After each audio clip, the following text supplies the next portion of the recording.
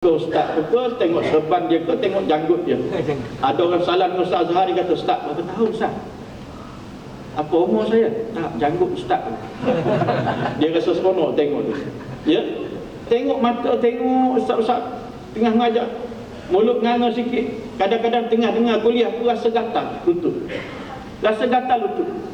Mata tak tengok tang lutut. Ya, tapi tangan gerak garu. Garu tak hilang. Tak hilang garu. Gatal tak hilang. Dia tengok-tengok, astagfirullahalazim, lutut orang lain dia garu. Ha? Asyik sangat dengan kuliah tu sampai gitu.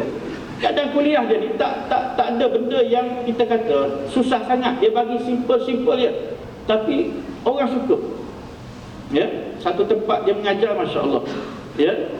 Tengah dia mengajar, ada orang tanya dia. Dia kata, Ustaz, tanya sikit boleh? Dia tengok budak muda nak tanya. Dia kata boleh.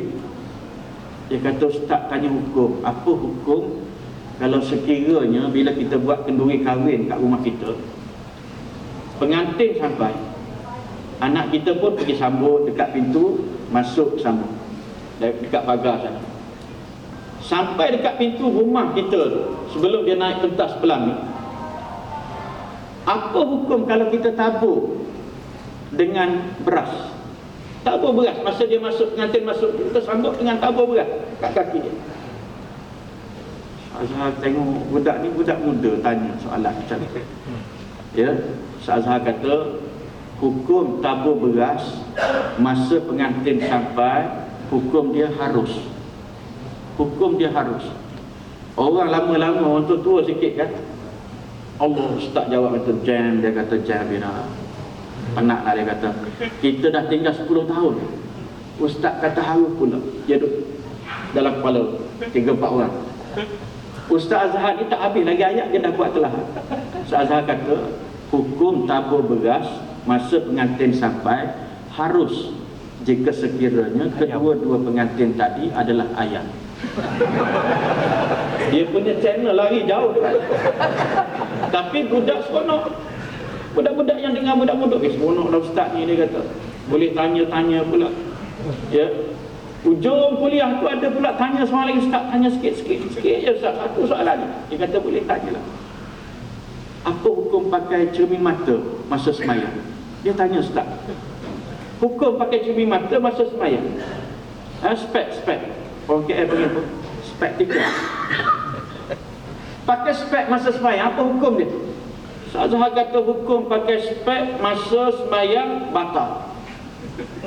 Batal kalau sekiranya seorang tu pakai spek masa semayang. Tok Bilal yang ada, dia pakai spek, tarik masuk dalam kotak. Ya. Kata Azhar, hukum pakai spek masa semayang batal jika sekiranya yang pakai spek tadi dia tak pakai kain. Jadi orang seronok. Pendekatan itu dibuat untuk tarik anak-anak muda.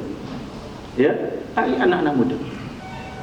Imam Malik ni bila dia mengajar orang ramai-ramai ni menyebabkan Harun Ar-Rasyid rasa nak dapatkan sedikit sumbangan ilmu daripada dia.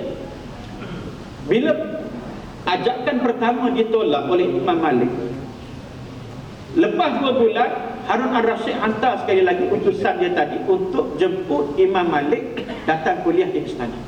Tapi dia pesan jangan sebut untuk pegawai-pegawai, jangan sebut untuk menteri-menteri, jemput untuk kuliah di istana. Bila dia pergi jumpa, Imam Malik kata, akhi, al-ilmu yukta la yukti. Ilmu itu didatangi, bukan ilmu yang mendatangi. Sesiapa yang nak belajar dengan ilmu, nak tahu, nak faham tentang agama, dia kena pergi cari ilmu, bukan ilmu yang datang mencari.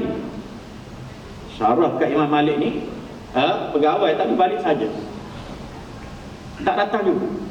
Dia beritahu Harun Ar-Rasyid, Tuhan, Imam Malik tak nak datang juga, dia suruh pergi ke masjid. Harun Ar-Rasyid kata beginilah, minta kamu pergi lagi sekali jumpa dengan dia, beritahu kepada Imam Malik minggu depan aku akan pergi dengar dia menyampaikan kuliah di masjid. Aku akan pergi dengar dia sampaikan kuliah di masjid. Cuma nak minta tolong ingatkan dia, pesan kepada Imam Malik supaya dia sediakan sebuah kursi untuk aku duduk. Tak biasa duduk salon macam kita, dia nak duduk atas kursi juga. Imam Malik kata, ahlan wa sahlan, marhaban, sila